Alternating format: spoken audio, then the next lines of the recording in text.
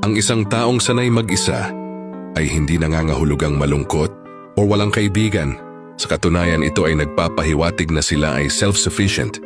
Hindi ito nangangahulugang ayaw nila sa tao, kundi hindi sila nakadepende sa iba para maging masaya. Ang kanilang kapayapaan ay galing sa loob at hindi ito nababatay sa dami ng kaibigan o sa atensyon na nakukuha nila dahil sanay sila na solusyonan ang mga problema ng mag-isa. Hindi sila madaling kontrolin o imanipula.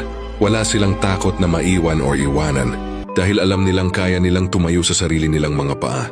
Ang kanilang lakas ay nasa kanilang kalayaan na gawin ang anumang gusto nila nang walang inaalala. Matalas na paningin habang abala ang iba sa pakikipag-usap. Ang mga taong sanay mag-isa ay tahimik na nagmamasid dahil dito natututo silang basahin ang ugali ng mga tao at ang sitwasyon. Alam na nila ang mga mangyayari bago pa man ito magsimula. Hindi natatakot sa pagbabago dahil alam nilang kaya nilang mabuhay ng mag-isa.